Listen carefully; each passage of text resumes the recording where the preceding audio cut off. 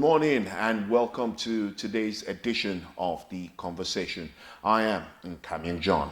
And I'm Adesua Osui. Good morning. Quite a weekend it was, and for those of us in the broadcast journalism sector, it was a sad weekend. Yes, it was. Because we lost one of our own. Many in the profession would refer to him as their mentor, as someone they learned from as it relates to his style of presentation, his interviewing technique, and it's no news now, as far as the world is concerned. Larry King passed Saturday morning. I don't know about you, Adeswa, but were you a Larry King fan? I don't know who wasn't a Larry King fan, actually. I think if you were in the broadcast industry, or even before I got in the industry, I'd admired Larry King. It was what you wanted to do. Aside from his broadcast technique, his style, his enthusiasm, you would see that he really loved the job and he loved what he was doing. It was quite sad when I heard Larry King pass. Well, Larry King, the longtime CNN host who became an icon through his interview with countless newsmakers and his senatorial sensibilities, died, like I said, early Saturday morning at the age of 87. Now, some would say he has lived life to the fullest. Well, Larry King hosted Larry King Live. Of course, we can't forget that one, on CNN for over 25 years. Right now, I'm thinking, who do I know that has hosted a show on TV consistently for 25 years? Let's say 10 years. Do you know anyone? 10 years? Maybe Oprah. Maybe Oprah, yeah, right? Maybe Oprah, yeah. Well, interviewing presidential candidates, celebrities, outlets, movie stars, everyday people, right? He retired in 2010 after taping more than, guess how many? 6,000 episodes of the show. Quite a run. 6,000. 6,000. That was quite a run. I watched, over the weekend, anybody and everybody that Larry had a stilt with, interviewed, were playing back interviews they had with him. Yes. Gary V, somebody I follow a lot, played back an interview he had with Larry King, I think 2008, when he had just written, I think, his first book. And it was very revealing. In fact, in that interview, Gary Vee had made several predictions about the marketplace, technology giants, Google, Amazon, and it's so incredible to see that between that time and now, most of those predictions had come true based on his, own predictions, looking at the dynamics at the time and looking at several other individuals who had been interviewed by Larry King and how they viewed him. It's just awesome. He was revered. Larry was revered by everyone and anyone. If you had met him or if you had watched him or listened to him, there was no way you wouldn't actually reverence that man. Well, we'll take a quick breather. When we come back, as usual, we'll bring you developments across Africa. North to South Africa,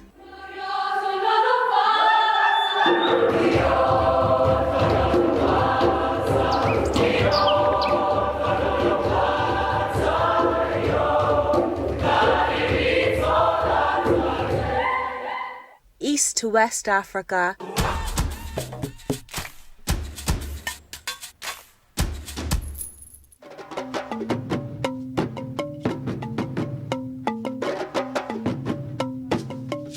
TOS TV Network is your digital-first Pan-African news network, bringing you news from across the continent.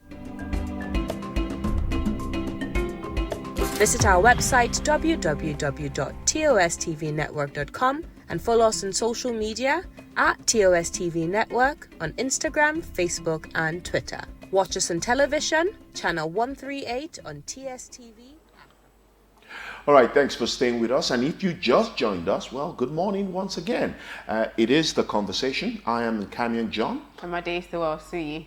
All right, let's go straight to developments across Africa. And this morning we're starting with a story where the United Nations have expressed concern over disturbing rape reports in Tigray. Now, Tigray is a region in Ethiopia. If you haven't been following the news in the last couple of months, Ethiopia had launched, I don't want to say an attack, but an offensive against the People's Liberation Front, TPLF, who have a stronghold in Tigray. Well, here's the story. Serious allegations of sexual violence are being reported in Ethiopia's northern Tigray region, including a high number of alleged rapes in the city of Mekelle, which is the capital city of the Tigray region. Now, the UN envoy on sexual violence in conflict has revealed this. Government forces seized control of Mekelle, the regional capital, on the 28th of November after several weeks of fighting. Ms. Parton, the UN envoy in that region, was quoted as saying, there are also disturbing reports of individuals allegedly forced to rape members of their own family under threats of imminent violence. End of quotes by Ms. Parton. Very, very sad And disturbing, development. Considering it's a time in the world where we are actually seriously advocating against sexual crimes and stuff like that, and we're hearing this and seeing this. It's quite sad. It's like we're taking several steps back. Exactly. Okay, going on to the Central African Republic, there's actually unrest in the Central African Republic as anti-government forces and rebels have taken over 2/3 of the country and surrounded the country's capital, Bangui. And this is because they are contesting the validity of President Faustin Archange Touadera's re-election in last month's poll. So the UN envoy to the Central African Republic has warned that the country is at grave risk or in grave danger as the rebels. You know, it's quite sad because they said the authorities have accused former President Francois Bozize, who was blocked from running in the 27th December election. So they're accusing him for escalating the election. I'm not saying, excuse me, I'm not saying Boazizi may not have a hand in what's going on, but let's assume he doesn't. Then it's just an issue of giving a dog a bad name. Yes. Because what the reports suggest that several rebel factions, Yes. so just maybe one or two may be loyal to Boazizi. So what about the other rebel factions? And the reports say they have taken over about two-thirds of the country, Yeah. just marching onto the capital. So I want to, and each of these rebel groups have all said one thing. They are questioning the authenticity of the electoral system that brought the current president to power, giving him a second term. And I think it's a legitimate issue. So if the UN, the AU, truly wants to resolve this issue, they should call all parties to the table. And I foresee that the only way forward is to have a rerun election. Rerun election? Yeah. In an African country? Yeah. I don't know how that would work because I don't think we've ever seen a case where people questioned. If a rerun election doesn't work, then what we've always done, unity government. Okay. Yeah. Okay. All right. We'll move on to our COVID-19 update for today.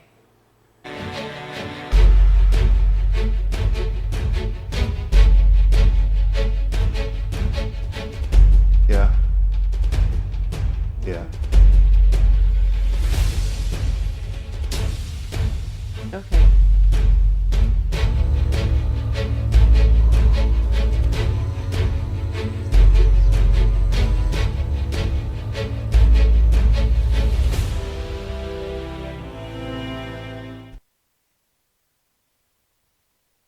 Welcome back. It's still The Conversation here on TOS TV Network, and that was our COVID-19 update from across Africa.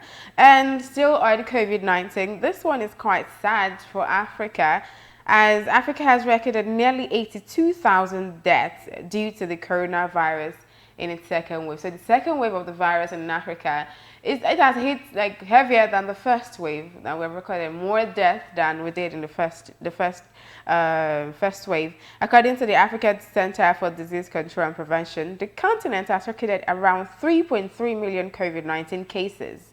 That's Mashidiso Moeti, the WHO Africa director, and he's attributed this to several factors, some of which are, he said the epidemic peaked in July, surpassed in December, and cases are continuing to accelerate at a significantly faster pace.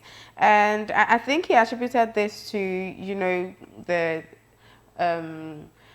holiday season, the festivities, having to travel, you know, because Africans take the holiday seasons very personally, and you know, a time to meet family members, a time to realign with people, because people were actually stay at home, no associations, stay on your own, don't visit people, and the holidays were the time to just express and throw caution in the wind and do all of that. And so we are seeing a spike in the cases of infection and death, and it has been attributed to all of that. Well, there is hope because scientists are doing a lot of research. Over the weekend, there was news reports that Nigerian scientists are also looking at getting a possible cure from local herbs.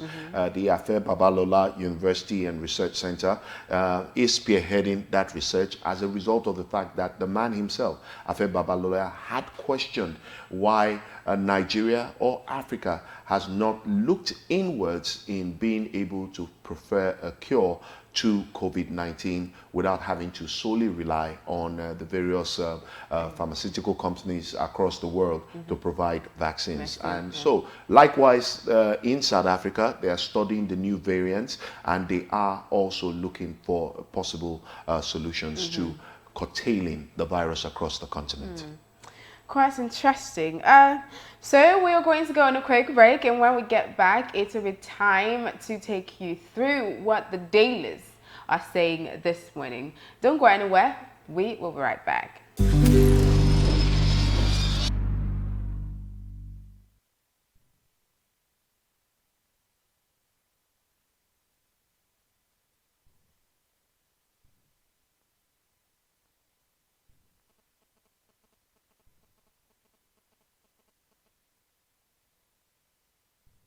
Network on Facebook, Instagram, and Twitter. And of course, don't forget to visit our website for all the latest updates simply by logging on to www.tostvnetwork.com. And of course, like and subscribe to our YouTube page. Right, it's our interview segment of the conversation, and our guests are already one in the studio, the other joining us via the telephone line. But what are we looking at? We're looking at education. That's the subject of discourse this morning. Well, education is a human right, and no one or a child should be left out when it comes to the educational affairs of every society's stakeholders. Now, government officials see to the social educational importance of its citizens with the help of international organizations. Now, today, Monday, the 25th of January, every year globally, under the theme, we celebrate International Education Day.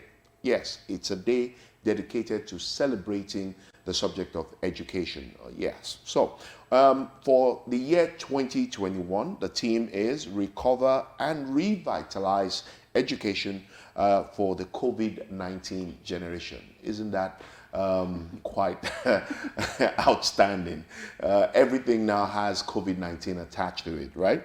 Now, in the time to power education by stepping up collaboration and international solidarity to place education and lifelong learning at the center of recovery, we have joining us to do justice to this topic on today's conversation, Adeleke Damian Mary. He is Civil Society Action Coalition on Education for All. Correct me if I pronounce it correctly. Kasefa. Sakefa. Wow. Okay. So the C is silent. Yes. Wow. You're welcome. Thank you very much. And happy World Education Day. Same to you. Pray that hope that education becomes a vital tool to development in Nigeria. So, what role is SACEFA playing in bringing education up to par? Because education has remained one vital area that seems to have not gotten the kind of attention it should get in terms of government, even in terms of budget. Over the years, there has been that cry by civil society, and even the UN that more attention, more investment should be made in the educational sector. Yeah, thank you very much. What we do at SACEFA is to see how we hold government accountable to their promises, to their policies, to their actions. Because from the Constitution of Nigeria, it is stated that it is fundamental for every child to acquire education, and it is the responsibility of the government to make that possible for every child. So everybody, according to the Constitution, which Nigeria drafted, says that we have the rights to education, which is a fundamental human right. And then looking at all the commitments of the federal government and to an extent the state governments in international policies, they've committed to so many international policies. The replenishment policy, the replenishment campaign with GPE, the Global Partnership for Education, the commitment to SDG 4, and other commitments, even the Declaration of the Rights of the Child, Nigeria signed into it. So these are the things we do. So we try, we see how we hold government accountable, we hold government responsible. I'll keep pushing government to say, this is your promise, you have to fulfill it, you have to do it. And we do this by engaging with them, not by carrying placards. We have dialogues with government, we sit with them in their own comfort zone, and then we go to our own uncomfort zone to campaign and sensitize the general public, especially citizens, on their right to education. So in the year 2020, a year that many people across the world want to forget very quickly, how did Nigeria fare education-wise? Because, I mean, the academic year was almost cut short as a result of the pandemic. The entire country went into a lockdown. What's your assessment of how 2020 affected education in Nigeria? 2020 has taken off, I would not call it a session. I would say it has created a gap in the academic, in the education circle. Our university students are still at home, even though we asked them to go back, and they have not gone back yet. Everybody is afraid that the COVID-19 is not gone yet. That is in the university aspect. The primary school students and the secondary students were most affected because immediately the news of the COVID-19 came in, parents literally started withdrawing their children from school because it was uncertain how the COVID-19 was spreading, because even there was this speculation it can come through air, it can come through water, it can come through this. So parents literally were withdrawing their children. So we are having increasing number of out-of-school children by the day. And it was even estimated that over 23 million children were out of school at that point because the attention was that there are several people who wouldn't want their children to continue learning at that particular. So what 2020 has done is to break, the circle of education. Our cognitive skills was going, our entrepreneurial skills was going. People literally were sitting down. So it has taken us, well, I say 10 steps backward. Let me not exaggerate it. This one.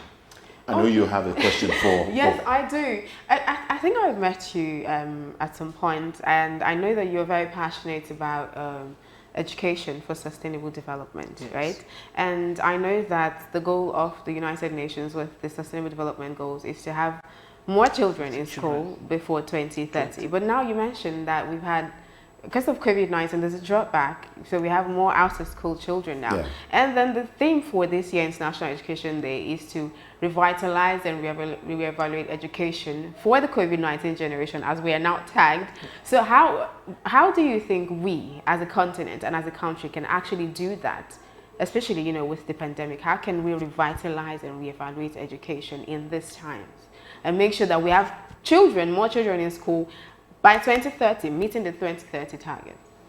Yeah, it's a very tight situation that we find ourselves, but if all hands are on deck, and if government is committed to doing what they're supposed to do, it will, bring us out of this shackle. For instance, if the big challenge we have had is the implementation of policies. Okay. I must give kudos to the government, federal government of Nigeria, because during the COVID-19, we were all in the meetings and developing strategies for school reopening, school enrollment drive, and during and after the pandemic, and we were doing all this. And then the challenge is the implementation of this policy. The policies are beautiful, the strategies are beautiful, but how do we get to the grassroots? How do we make this thing work out? That is the challenge that we normally have. But the only way we can do that to come out of this shackle is if we keep putting money into education. Sometimes people, when I say this, people say, no, we have so many things to do. I say, yes, you have so much to do, but when the foundation is not strong, you keep destroying everything, because education is what will give you that foundation. We're having the challenges we are having. Even some persons still don't believe that the COVID-19 is real, and that is because it's not just because they are not educated per se going to school, but that orientation, that disbelief, that sentiment is still within them. So we need to start reorienting our people. So to come out of it, government needs to start funding education very well, because the Incheon Declaration, Nigeria was there. Fortunately, Sakifa was there, Nigerian government was there, the Minister of Education there was there, the Minister of Finance was there, and some other government officials were there in that Incheon Declaration, and Nigerians signed to it. And what did Incheon Declaration say? It said, put 4 to 6% of your GDP product to education, and make sure that your public funding, 15 to 20%, goes to education. And if this is done, then with this shock that we are into, we can pull ourselves out, because infrastructures will be built, teachers will be trained, teachers will be well paid, and every other thing that needs to be put in place, the student will be happy going to school, because if you go to the communities, you see where children are even learning in tashrooms. All right. And so these are areas we can pull ourselves from there. Okay. All right. We did tell you at the start of the show that we would be having 2 gentlemen join us on the interview segment of today's edition of The Conversation. Right now, joining us via telephone, we have Oriyomi Ogunwale. He's the team lead for EduPlanner. Hello, Oriyomi. Are you there? Hello. Good morning. Hello. Hello, can you hear me? Yes, I can hear you. Good morning. Good morning. Yes, nice to have you join us on The Conversation this morning, and happy International Education Day. Wow. Thank you very much. I wish you the same. All right. Because we are all learning everything. Oh, yes, we are. Oh, yes, we are. So let me ask you, Oriyomi, do you, right now, we're in 2021. The budget for 2021 has been passed. We all have virtually all the details as regards the budget. Are you satisfied with what has been allotted to the educational sector for the year 2021 by the Buhari-led administration? I know, like the speaker in the studio now mentioned, the budget is still very, very low. And the Buhari administration has not been doing enough when it comes to addressing education in Nigeria. When you look at funding in terms of percentage to the budget, in the last 5 years, you tend to see it's a single digit, unlike the previous administration that did 10%. So this is one of those things you look at. So when COVID happened last year, one of those things you think a government like the Buhari administration will do is to say we need to invest more. Let's pretend that we couldn't do that in the 2020 budget. Okay. So for the 2021, you expect that to be addressed. But it's shocking that even with the third fund being included in this year's education budget, we are still getting 8.56%, which makes it 1.164 trillion. When you remove the third fund, you are looking around 800 and something billion, which is very, very poor. You are saying something that is going to be allocated to agencies, something allocation to basic education, which is UBEC, allocation to all the federal universities, polytechnics, College of Education, Unity Schools. So it's very, very poor actually. And it's sad to see that in a COVID year, the federal government is neglecting education funding. And just like my colleague mentioned in the studio, Yeah. what you discovered is that we are playing with fire here because we have over 10 million out of school children before COVID as of 2018. Now, with the advent of COVID now, just like she mentioned, kids are not going back to school. Schools need to be reduced. They need to practice social distancing. They need wash facilities. These things are not available. So parents do not want to send their kids back to school. And it's a danger because what it means is we are going to have more out of school children, which I don't know, it might skyrocket to as high as 15 million or even say 20 million, which is not something we want as a nation. So for me, the budget did not address the current COVID-19 crisis. And you know how important funding is to any sector in Nigeria. It shows your priority. It shows what you want to do in your administration. All right. If this is the funding, Yeah. Now, we are not getting much from the administration.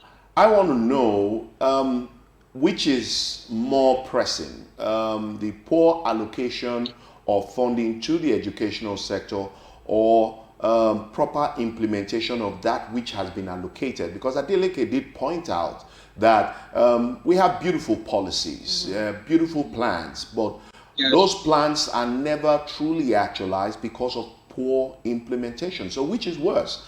Poor, poor allocation or poor implementation as far as education is concerned?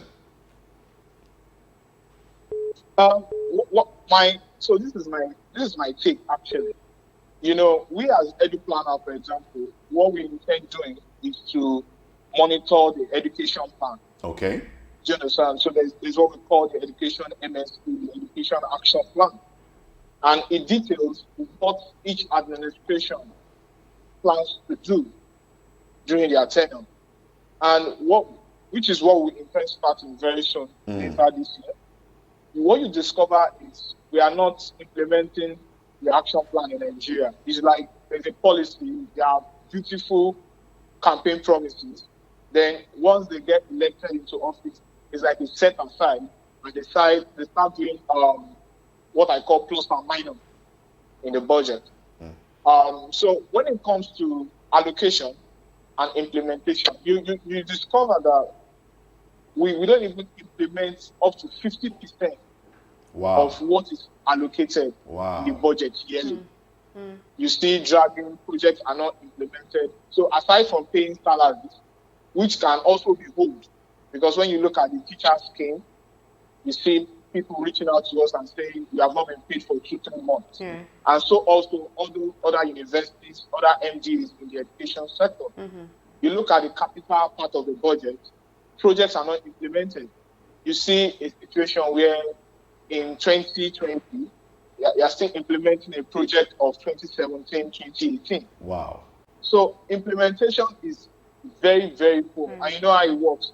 At the end of the year, if a certain money is not used, they say they want to recycle it, they put it in the next budget. So that is one of the, so it's the bigger issue that affects the education sector more. Okay, Mr. Ariyomi, my question or my concern is about having more kids continue, schooling and continue learning. So I want to ask, what is the place of digitalization or digital innovation in ensuring that we curb the number of out-of-school children in this time? What is the place of digitalization and digital innovation? How do we use that to curb, the number of out-of-school children that we are having, especially in this part of the world? Okay, so for me, it's basic. So what is digital? Digital is radio, TV. Now we have internet, we have social media, we have apps. Now, what we can do actually is for the government, the state government, to begin to see how they can implement digital learning on, say, radio. Because when you talk of TV, there needs to be electricity. And when you go to the rural areas, you're not even equipped with that yet. So one of those things that we did last year was to monitor digital learning across Nigeria. And what we discovered was that we can only confirm 23 states and the FCC that actually implemented digital learning. That's via radio or TV. Okay. So that means you're having 13, 14 states Still that didn't outstanding. implement digital learning at all. So those are challenges that you look at. And what it means is that learning is about interest. You see situations when we visit some states sometimes, kids do not want to go to a particular school because it's not looking beautiful anymore. Yeah. All right. Once the child stops going to school, the interest drops. Yeah. When the interest drops, he or she finds any other thing to ensure that he's engaged for the day. And that's what results in out-of-school children. Now, if we cannot keep their interest through radio or TV, what that means is that the number of out-of-school children will continue to increase. Wow. And that is what COVID-19 has now brought up to the fore. All right. Mr. Oriyomi Ogunwale, thank you so much for making that time to be with us. Truly, time is not our friend, and we know that there's so much to be said as far as the educational sector in Nigeria and across Africa is concerned. We hope that when we do call on you again, you will oblige us with your presence. No problem, sir. It's been my pleasure. Thank you so much. Yes, sir. All right, as we quickly wrap up, Adeleke, what do we hope to achieve today, being International Education Day, and the fact that we are pointing out that the new norm, being a COVID-19 generation, is here to stay? So what are the directives? How do we head? How do we make progress moving forward from this point? Yeah, from this point, I think it's very simple for us to look forward if we are sincere to ourselves, because the COVID-19 have just shown us that, look, you are lacking in so many places, and then you have been lagging. You're not just lacking, you have been lagging. And so it is just time for us to pick it up from where we know that we have failed, and then we start running with it. And then the direction now should be that government should start respecting education. And then what we hope to achieve today is to actually raise the awareness of citizens that they have the right to education. We are celebrating education today. What has to call on the government that, look, you have a promise and you have a commitment you have made. Be responsible to your commitment. Be responsible to your promises. Respect the citizens that you govern over or that you rule over, because it is the citizens it is education that brings about development, like I said before. And other is what we just, all of us, it's like an anthem to us.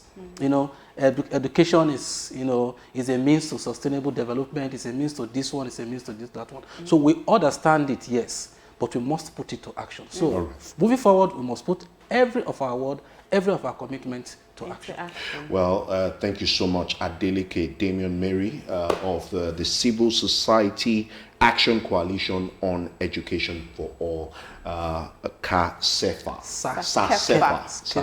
I keep forgetting the C. SACEFA.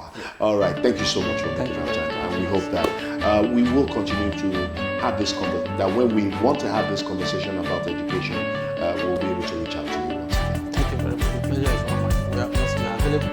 Our duty is to talk to the people and raise the hope of our children that they have the right to education. Thank you so much. All right, the conversation continues after this break. When we come back, newspaper headlines.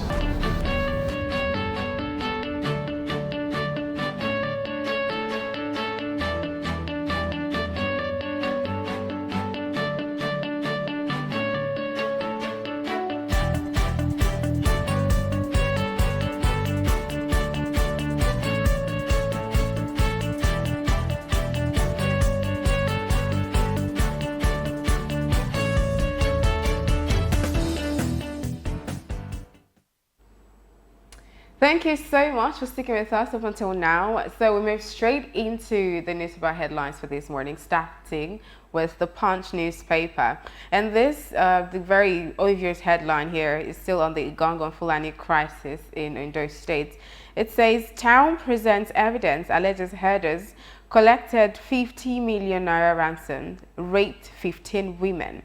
And there are 3 riders under that. The first one says, monarchs, others present pictorial evidence of ransoms, deceased victims to government. Local government chairman, community leader accused Fulani leader of negotiating ransoms. And then Fulani herdsmen leaders beg for forgiveness, pledge peaceful coexistence with hosts. That is a very obvious headline on the Punch newspaper this morning. There are quite a number of headlines, quite a number of stories. If you want more, you have to get a copy of the Punch newspaper this morning. All right, and from the Punch, we go to the Guardian UK. Very interesting headlines for sports fans. FA Cup, Manchester United beat Liverpool 3-2 in a 3-2 thriller. That's one of the biggest stories making the rounds as far as the international scene is concerned. But the big story on the Guardian this morning, no guarantee schools will reopen after Easter, government wants. That's to tell you how hard the second wave of the coronavirus is hitting the UK. Yes. Moving on to the Daily Independent this morning. Current policy mix may push economy deeper into the red. And the writer under that says, analysts say high inflation, overvalued official exchange rate, monetary policy regulations, unsustainable. That is the very evident headline on the Daily Independent this morning. Don't forget to get a copy of the Daily Independent to read more on the stories this morning. And we go straight to the Daily Trust newspaper with a gaping headline in the front page. Foreign rice floods Nigerian markets with 3 riders under that headline. Fear grips processors, growers want government intervention. Now, don't forget, one of the reasons given by the Buhari-led administration for the initial closure of the borders for about almost a year was the reason that they wanted to curtail the influx of foreign goods into the Nigerian market, particularly foreign rice. Now, second rider, we've seized thousands of bags, customs, and Nemesis catching up with millers, experts. So if you want to get more details of that story, do get yourself a copy of the Daily Trust newspaper. Yes, and the last one for this morning is the Nation newspaper. And it has just one very evident headline, a red alert in Southwest as quit notice to herders expires. And then under that says governors to meet with Miyetti Allah in Akure over region security. I don't think we're going to hear the last of that anytime soon. So if you want to follow up on those stories or just read more, get the copy of the Nation newspaper this morning. And that is the much we can take on newspaper headlines this morning. We'll go on a quick break. When we get back, it's a time to take you on what's trending on social media.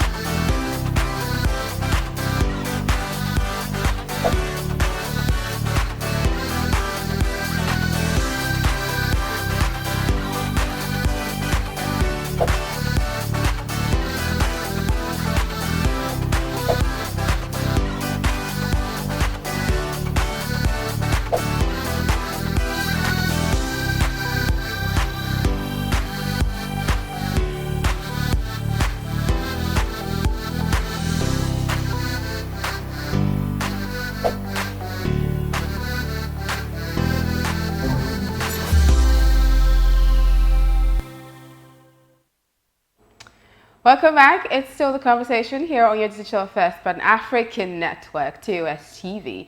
And so we're going to be moving straight into what's trending on social media. It's quite a sad development for people in Adekunle Ajasin University in Ondo State. As I think it was on Saturday, Dangote truck crushed a few of the students to death. Not just the students, but a few locals, but some of the students were part of those that were crushed to death by a Dangote truck. And so Dangote is under fire because of that. And the National Association of Nigerian Students, NANS, has called on the federal government to caution Dangote company over incessant killings of Nigerians by its heavy-duty trucks in every part of the country, because we've heard that over and over again. That has repeatedly happened. Dangote's cement trucks carrying loads of cement crushed somebody to death, rammed into somebody. It has been like a regular occurrence. And then specifically, the student's body condemned the owner of the company, Aliko Dangote, over a recurring nonchalant attitude to the crushing of students by his company's vehicles.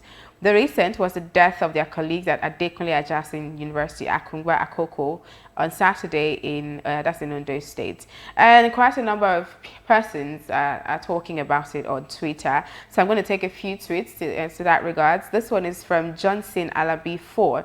It says, Dangote drivers are the worst truck drivers in Nigeria, with an average of 2 accidents per state per day. That's every day you have 2 accidents in a state. The question is, do we have data to authenticate that? Yes, exactly, because you cannot just quote statistics and say, oh yeah.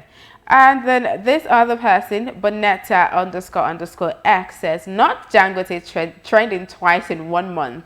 It's been a long January. This one was, Dangote had trended earlier in the month for, is side chick drama and all of those drama, and then now his shock is trending. So it's like, please, we've had enough of Dangote this month. And then this person at Okemute_Moses says, Dangote trailer has killed more people than COVID-19. Again, data that I mean, has to be Nigerians proven. like to, exaggerate and overestimate things, yes. But I think the point is we've had enough of, heavy-duty trucks having to cause series of accidents, killing people, and all of that stuff in the country. And I think there should be a way to checkmate that and ensure that we don't continue to have that in the country. Well, it's easy to lay the blame at the doorstep of Dangote, but it's a collective problem. Yes, true. We need to put the proper infrastructure in place. Ideally, heavy-duty goods are not supposed to be carried along the roads. Yes. They should be transported by rail. That's the way it's done in most civilized countries. And the federal government is doing its bid in trying to revitalize and reconstruct the rail transport industry or rail transport sector. All these things would happen overnight. There's need for Nigerians to exercise some patience and caution. And then again, to NANS, I think NANS should pay more attention at educating students on how they should be able to stay safe, do the right things at the right time, avoid situations that would put them in harm's way. And I think that will help in drastically reducing some of these quote unquote accidents that involve students, especially with schools located along major highways across the country. So we should be looking for more solutions rather than confrontations and counter accusations. Yeah. Okay, thank you so much for joining us on the conversation this morning. As we would always say, join the community, be a part of the conversation by following us across all our social media platforms, TOS TV on Facebook, Twitter, and Instagram. And also subscribe to our YouTube page. It's TOS TV Network on YouTube. And that's for Facebook, Twitter, and Instagram as well. www.tostvnetwork.com is our website to catch up on more stories and every other thing you want to know. I am Adesuwa Osui. I am Nkamin John. We'll see you tomorrow. Stay with us.